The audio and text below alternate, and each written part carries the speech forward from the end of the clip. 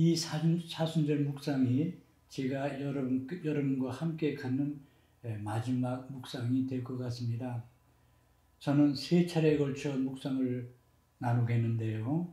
첫 번째 묵상과 두 번째 묵상은 악습과 죄악을 버리고라는 주제로 제가 묵상하겠고, 악습과 죄악을 버리고, 그리고 세 번째 주제는 믿음의 영약 예수 그리스도의 십자가입니다.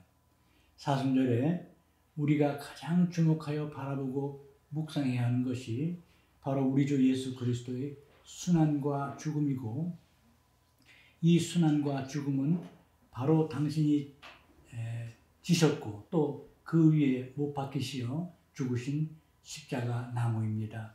그래서 마지막 주제로 우리 주님의 십자가를 묵상하려고 합니다. 먼저 악습과 죄악을 버리고라는 주제로 함께 묵상하겠습니다. 우리 주 예수 그리스도께서는 갈릴리아에서 복음 전파 생활을 시작하셨는데, 그분의 첫 설교가 마태복음, 마르코 복음에 실려 있습니다. 루카 복음사가는 예수님의 첫 설교를 기록하지 않고 단지 예수님께서는 그곳의 여러 회당에서 가르치시며 모든 사람에게 칭송을 받으셨다라고만 이렇게 말하고 있습니다. 마태복음사가는 회개하여라, 하늘나라가 가까이 왔다라고 기록하고 있고, 마르코 복음사가는 때가 차서 하느님의 나라가 가까이 왔다, 회개하고 복음을 믿어라라고 기록하고 있습니다. 이 두 기록은 표현이 조금 다를 뿐 내용은 똑같습니다. 하느님 나라가 가까이 왔기 때문에 회개하라는 공통적인 내용입니다. 예수님께서는 세례자 요한이 체포되어 투옥된 후에 공적인 활동, 곧 세상을 두루다니시며 복음 전파 일을 시작하셨습니다. 그리고 때가 차서 하느님 나라가 가까이 왔다, 회개하고 복음을 믿어라가 주님의 첫 설교였습니다. 간단한 설교이지만 가장 중요한 내용을 담고 있습니다. 예수님의 탄생으로 하느님의 나라가 다가왔습니다. 하느님의 나라는 하느님께서 통치하시는 영신의 나라를 말합니다. 그러니까 우리 그리스도인들에게는 이 세상이라는 나라와 하느님의 나라, 이 두 개의 나라에서 우리가 살아가고 있는 것입니다. 우리 주 예수님의 탄생과 더불어 시작된 하느님의 나라는 지금도 계속 건설 중에 있고, 예수님께서 다시 오시는 날, 재림하시는 날 완성될 것입니다. 우리가 철저히 회개의 삶을 살아갈 때 개인적으로 하느님의 나라가 베푸는 평화를 체험하게 되고, 또 하느님의 나라를 이 세상에 건설하는 일꾼들이 됩니다.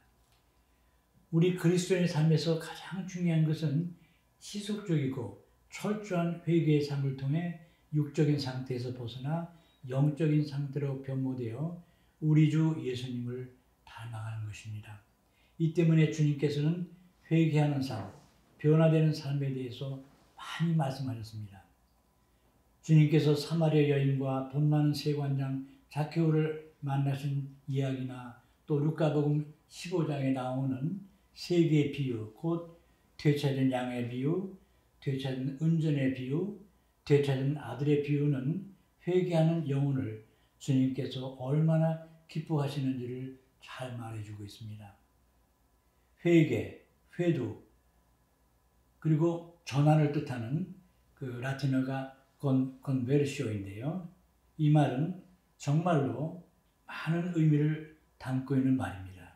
인생의 사소한 변화에서 시작하여 우리 전체의 인생을 다르게 보이도록 만드는 철저한 변화에 이르기까지 회개는 계속하여 우리에게 동료가 됩니다. 우리는 회개가 더 이상 필요 없는 그런 지점에 결코 도달할 수 없습니다. 빛이신 그리스도 안에 들어가면 들어갈수록 이전에 어둠 속에 있었던 것들을 더욱더 명확하게 보게 됩니다. 물론 그리스도께서는 지금 성령을 통해 역사하시기에 빛이신 그리스도 안에 깊이 들어간다는 것은 성령 안에 깊이 들어가는 것을 의미합니다. 어떤 것들은 우리가 억눌러 놓았고 또 어떤 것들은 우리가 피하고자 했던 것들이고 또 어떤 것들은 그저 인간적인 것으로 여겨서 의심 없이 받아들였습니다. 어떤 것들은 다른 사람의 행위 때문에 일어나게 되었습니다. 그러면 우리는 우리의 행동에 대해서 쉽게 그를 탓으로 돌립니다. 회개는 성령의 도움을 받아 나를 정말 놀랍게 영적인 삶으로 변화시켜 줍니다. 회개는 내 인생의 많은 것을 변화시켜 줍니다. 이와 관련하여 저는 사람이 지닌 약점들과 악습들 그리고 범하는 죄악에서 어떻게 벗어날 수 있는지를 여러분과 함께 생각해 보고 싶습니다. 저는 사람이 부모로부터 물려받았거나 태어나 어린 시절에 형성된 성격 혹은 성품의 기본 골격은 거의 변화될 수 없다고 생각합니다. 하느님께서도 사람 각자의 성격을 있는 그대로 인정하시고 받아들이셨습니다. 구약 성경에 나오는 여러 인물들, 예컨대 아브라함, 이삭, 야곱, 요셉 등의 그 인물을 보면은 각자가 독특한 성품을 지녔음을 알 수가 있습니다. 요셉은 부드럽고 정직하고 사랑이 많은 사람이었지만 그의 아버지 야곱은 하나님께서 어떻게 저런 인간을 이스라엘 조상으로 선택하셨나 할 정도로 정말 의심날 정도로 이기심과 거짓과 교활함으로 가득 찬 사람이었습니다. 예수님의 12사도, 물론 나중에 변화가 되지만요. 예수님의 12사도들도 보면은 출신도 다양했지만 성격도 다양했습니다. 12사도의 대표격인 시몬 베드로와 요한은 판이한 성격을 지녔습니다. 신약에서 보면은 시몬 베드로는 전형적인 다혈질의 사람이었고 요한은 전형적인 우울질의 사람이었습니다.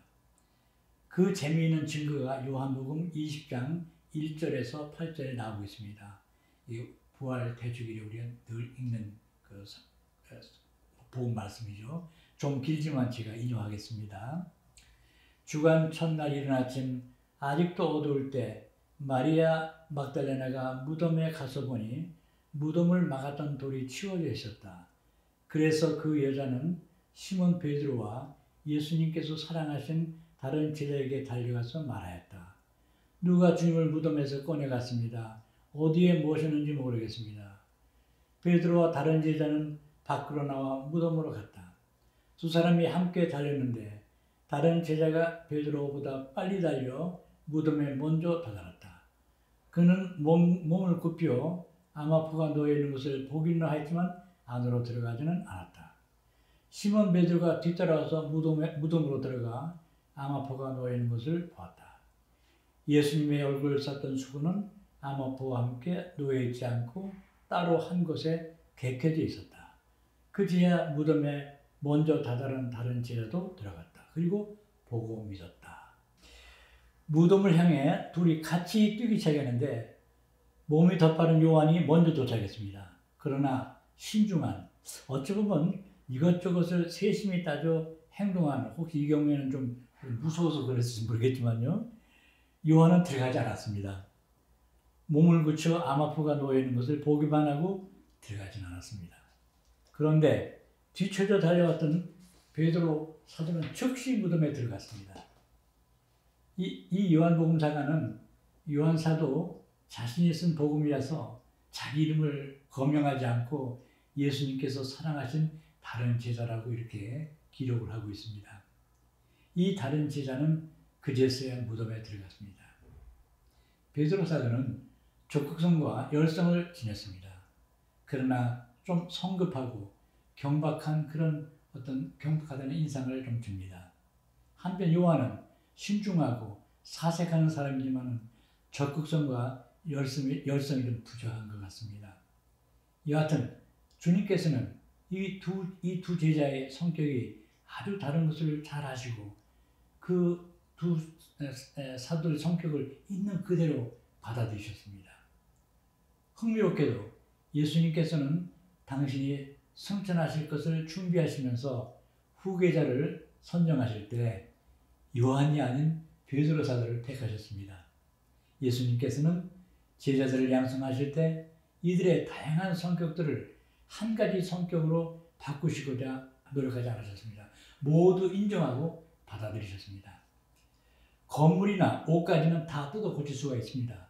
그러나 사람의 성격은 그렇게 뜯어 고칠 수가 없습니다. 중요한 것은 내가 지니고 있는 성격을 진복팔단, 8가지 행복이죠. 진복팔단의 복음의 정신으로 또 성령의 9가지 열매들을 맺는 대로 이끌고 조종하는 일입니다.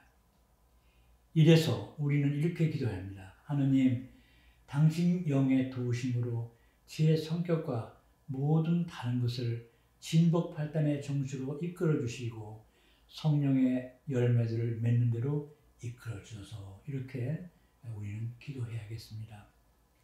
만약 내가 오만하고 독선적인 성격을 지니고 있다면 마음의 가난을, 차가운 성격을 지니고 있다면 마음의 온유를, 무중하고 잔인한 성격을 가지고 있다면 마음의 자비로움을, 내 성격상 위선이나 이중성이 많이 발견되면 마음의 깨끗함을, 자주 불목을 일으키는 성격이라면 평화를 이루는 이런 노력을 하면서 이렇게 될 수 있도록 하나님께 간절히 기도를 청하도록 합시다. 그리고 성령의 열매 가운데 사랑의 열매를 맺게 해주시도록 간절히 기도하도록 합시다. 아시시의 성 프란시스코는 어떤 이들이 회개하는 일들인가에 대해서 4가지를 지적합니다.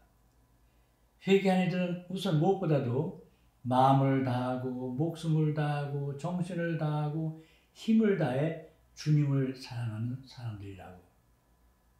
2번째로 자기 이웃을 자기 자신처럼 사랑하는 이들이라고. 3번째로 악습 및 죄악과 더불어 자신들의 육신을 미워하는 이들이고, 마지막으로 우리 주 예수 그리스도의 몸과 피를, 즉 성체 성사에 충실한 사람들이라고 말합니다. 저는 성 프란시스코가 회개의 길로서 우선시한 주님께 대한 사랑 및 이웃에 대한 사랑을 좀 뒤로 하고 그가 3번째의 길로 언급한 것, 즉 자기 악습 및 죄악과 더불어 자신들의 육신을 미워하는 길에서 묵상하고자 합니다. 프란시스코 성인은 악습과 죄악, 자신의 육신, 이 3가지를 미워해야 한다고 말하는데 참고적으로 그가 여기서 말하는 육신이 무엇을 뜻하는 일을 말씀드리겠습니다. 그가 말하는 육신은 사람의 몸을 말하게, 사람의 육체, 몸을 말한다기보다는 사람 안에 있는 것은 무엇이든 하나님을 반대하는 것으로 이렇게 이해하고 있습니다. 즉, 자아, 음욕, 이기주의 등을 가리킵니다. 나는 변화를 추구할 때 죄악 및 내 육신만이 아니고 악습도 고려해야 합니다. 흔히들 그 악습들은 나쁘다 해도 죄로까지는 여기지 않는 경향이 있는데 악습들이 커지면은 죄로 발전할 수가 있습니다. 때로는 이 악습이 대죄로까지 발전할 수 있습니다. 우리는 오랜 세월에 걸쳐 형성된 습관들 가운데 소위 말하는 그 악습들을 치유하여 그것들에서 벗어나야 할 필요를 느낍니다. 이 치유가 회개의 주요 요소입니다. 악습은 말과 행동을 통해서 드러나는데요. 가장 쉽게 발견하는 악습을 우리가 사용하는 말에서, 언어에서 우선 찾아볼 수가 있습니다.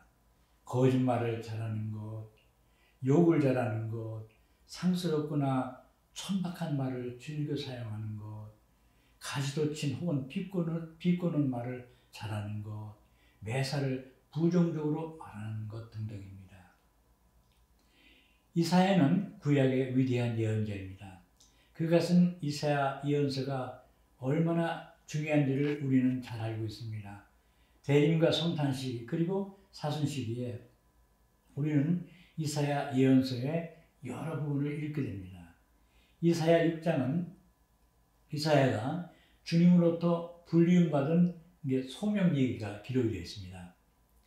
이사야는 환시를 통해 주님을 뵙는 은혜를 누립니다. 그런데 그가 사랍 여기 세라핌이라고 말하고 싶은데 세라핌 천신들이 찬미하는 가운데 어자에 계시는 주님을 바라봤을 때 그는 감탄의 말이 아닌 두려움에 휩싸인 다음의 말을 합니다. 큰일 났구나. 나는 이제 망했다. 나는 입술이 더러운 사람이다. 입술이 더러운 백성들 가운데 살면서 임금이신 만군의 주님을 내 눈으로 뵙다니. 이사야 예언자는 주님을 환시죠. 주님을 환시 가운데 바라보는 순간 자신의 모습을 바라보게 된 것입니다. 그리고 즉시 자신의 부끄러운 악습을 바라보게 된 것입니다. 자신이 입술 더러운 백성들 가운데 살면서 자기도 여기 물이 들어가지고 입술 더러운 사람이 된 것을 발견합니다. 얼마나 충격적이면은 이렇게 표현합니다. 큰일 났구나. 나는 이제 망했다. 이렇게 말했습니다. 말 한마디가 천냥빚을 갚는다는 속담이 있죠. 반면에 말 한마디가 나를, 가족을, 공동체를 망쳐놓을 수가 있습니다. 저는 사회 일반 사람을 제쳐놓고라도 우리 가톨릭 신자 가운데서도 예의 없이 함부로 말하거나 거칠고 요기되는 말을 하는 분들을 가끔 보았습니다. 이제 악습이라고 할 수 있는 하나 예로서 거짓말에 대해서 좀 생각해 보겠습니다. 곽금주 서울대 심리학 교수의 말을 좀 길지만 인용해 보겠습니다. 이 교수님의 말씀입니다. 일반적으로 사람들은 자신이 거짓말을 잘못한다고 생각한다. 그러나 심리학계에 따르면 실제로 사람들은 스스로 생각하는 것보다 훨씬 더 능력 있는 거짓말장이다. 거짓말의 범위를 넓게 잡으면 사람들의 거짓말은 거의 일상적이라고 할 만하다. 우리는 오랜만에 만난 사람들에게 진실이 아니면서 언제 식사 한번 합시다. 한잔 합시다. 라든지 원하지 않는 선물을 받고도 자기가 원하지 않았던 선물을 받고도 이거 내가 정말 갖고 싶었던 것인데 하고 말하는 등 사회적 거짓말을 자연스럽게 한다. 놀랍게도 남을 속이거나 거짓말하는 능력은 아주 어린 시절부터 나타난다. 척도를 막 지난 아이도 혼자서 넘어졌을 때는 잘 울지 않지만 엄마가 보고 있으면 아픔을 과장해서 운다. 적응의 측면에서 보면 이렇게 주어진 상황을 자신에게 유리하게 조절하는 능력은 세상을 살아가는 데 도움도 되며 그렇기 때문에 요즘 우리 시대의 거짓말은 어느 정도 비난받지 않는 처세술로 인정되기도 한다. 거짓말은 악의 없이 상황을 모면하기 위해서 순간적으로 하게 되는 혼란의 거짓말, 남에게 잘 보이려고 하는 허영의 거짓말, 체면과 변명의 거짓말에서부터 다른 사람에게 의도적으로 해를 끼쳐 처벌 대상이 되기도 하는 악의 거짓말까지 매우 다양하다. 곽금주 교수님의 말씀을 인용했습니다. 제가 볼 때 곽 교수님이 나열한 거짓말의 종류 외에도 악습 혹은 죄악이라고 말할 수 없는 아주 예외적인 거짓말이 하나 있습니다. 그것은 사랑 실천의 과정에서 보다 큰 선을 위해서 어쩔 수 없이 해야 하는 거짓말입니다. 엄마가 예를 들어서 엄마가 자꾸 울어대면 아이가 밉지만 아이고 우리 착한 아이 하고 달래지 않습니까? 툭툭 엉덩이를 치워주면서 우리나라의 가톨릭 교회는 긴 박해 시대를 겪었습니다. 많은 신자들이 숨어 살아야 했는데 관원이 한 신자를 체포하여 동료 신자들의 소재를 대라고 고문하면서 물을 때 어떤 이들은 고문에 못 견뎌서 소재를 알려주었지만 많은 신자들은 고문을 당하면서도 모른다고 하면서 입을 닫았습니다. 이런 경우 신자들이 거짓말한 것이 되겠습니까? 오히려 하느님으로부터 상급을 받아 마땅한 훌륭한 신앙의 자세이죠. 하지만 이런 예외적인 것을 제외하고 거짓말하는 악습이 얼마나 큰 해악을 낳게 되는지 생각하면서 이 악습에서 벗어나도록 성령의 도우심을 청합시다.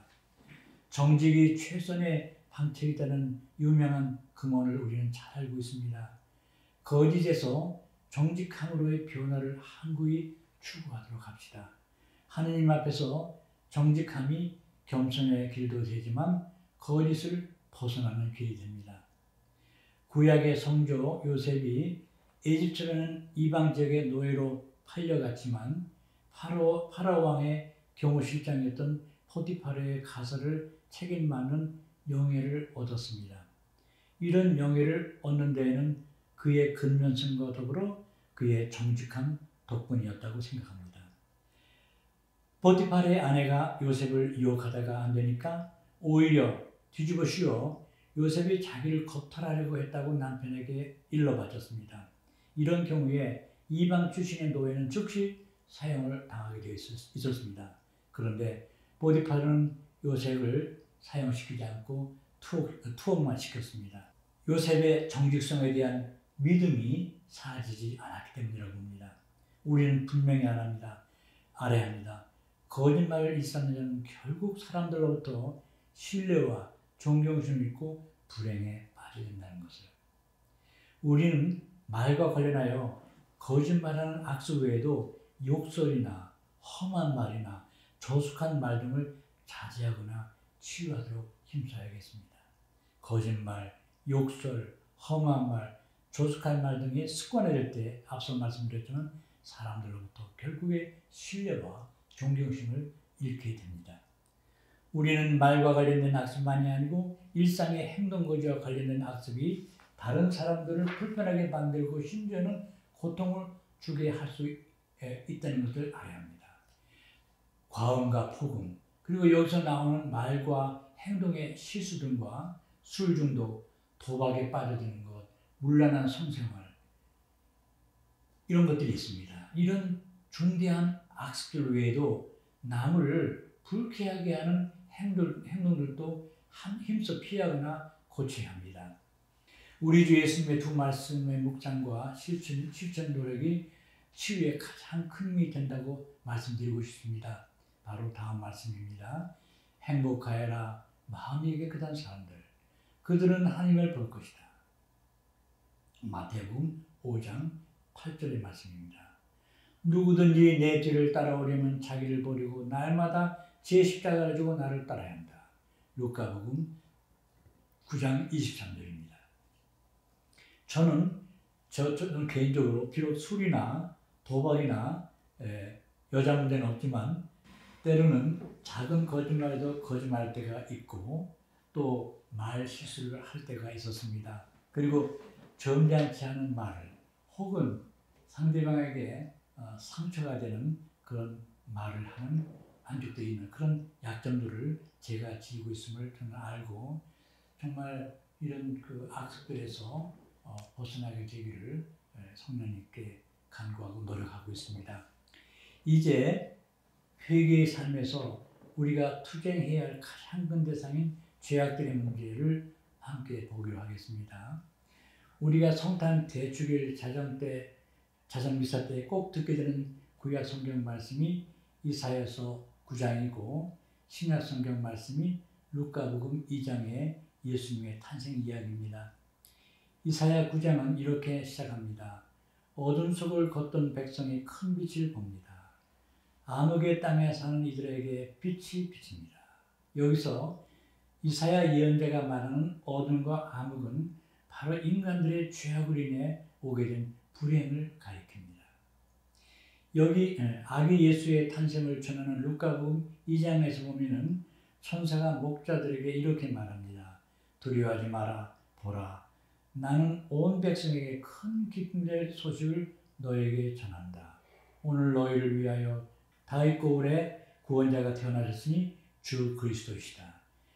여기서 구원자가 태어나셨다라고 말하고 있습니다. 어떤 구원자이십니까? 우리 인간들을 죄악으로 인한 멸망에서 구원하실 분을 말하는 것입니다. 우리는 모든 좋은 것을 즐길 수 있습니다. 모든 좋은 것이 하나님께 원천을 두고 있기 때문입니다.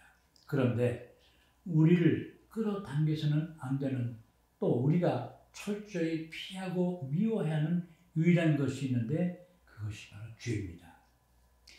우리는 죄로 인해서 하나님의 종직분을 중단하게 되고 다른 주인을 찾게 됩니다.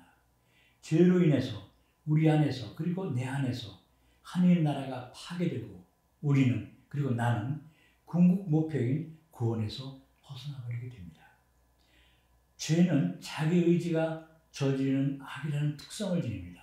곧 우리가 낙원에 있었던 아담처럼 자신의 의지를 자기 것으로 소유해 버리고는 아담처럼 주님께 불순종할 뿐만 아니라 주님께서 우리 안에서 말씀하시고 이루시는 모든 좋은 것들에 대해서 우리 자신을 드높이고 자랑할 때 바로 죄를 범하게 되는 것입니다.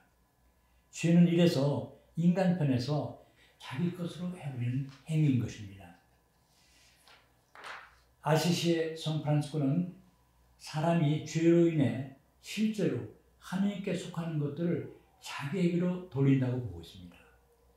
사람 안에 있는 어떤 좋은 것도 또한 사람이 지니고 있는 은사나 재능이 무엇이든 간에 하나님으로부터 오며 사람이 그것들을 자기 자신의 것으로 주장하는 것이 다시 한번 자기 의지의 악을 드러내는 것이고 바로 이것이 죄가 되는 것입니다.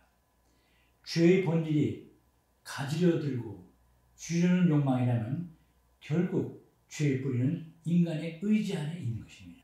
우리 인간의 의지는 약하고 한편 악마는 강하고 계속해서 인간을 죄로 이끌어 가려고 하기 때문에 사람의 마음과 정신을 주 하나님께 향하지 않기를 바라는 사탄의 간악함과 교활함에 극히 항상 조심해야 합니다. 예수님께서 겟세마니 동산에서 피땀을 흘리시며 기도하신 후에 잠자고 있는 죄들에게 간곡히 들려주신 말씀 유혹에 빠지지 않도록 일어나 기도하라를 지금 나에게 우리에게 들려주시는 말씀으로 경청해야 합니다. 주님께서는 사람을 더럽히는 죄들을 이렇게 말씀하셨습니다. 나쁜 생각들, 간음, 불륜, 살인, 도둑질, 탐욕, 악의, 시기, 방탕, 시기, 중상, 욕설, 어리석음이 마음에서 비롯되어 솟아납니다. 바울 사도 역시 사람들이 저지른 죄악들, 곧 육신의 행실들을 이렇게 말합니다. 불륜, 더러움, 방탕, 우상숭배, 마술, 적개심, 분쟁, 시기, 격분, 이기심, 분열, 분파, 질투, 만취, 흥청내는 술판, 그 밖에 이와 비슷한 것들입니다. 갈라디아서 5장 21절에서 22절입니다. 저는 교만, 탐욕, 불륜, 시기심, 위선 이 5가지 죄들을 택해서 여러분과 함께 묵상하고자 합니다. 맨 먼저 교만의 죄를 생각해 보겠습니다. 구약 성경의 지혜서 가운데 하나인 잠언은 이렇게 말하고 있습니다. 파멸에 앞서 교만이 있고 멸망에 앞서 오만한 정신이 있다. 너무도 소중하고도 무서운 말씀이라 이 말씀을 다시 한번 제가 읽겠습니다. 파멸에 앞서 교만이 있고 멸망에 앞서 오만한 정신이 있다. 이 말씀을 좀 순서를 바꿔 읽으면 이렇습니다. 교만이 있으면 파멸이 있고 오만한 정신이 있으면 멸망이 있게 된다. 그리고 이 말을 반대로 보면 이런 말이 됩니다. 겸손이 있으면 파멸이 없게 되고 겸손한 정신이 있으면 멸망이 없게 된다.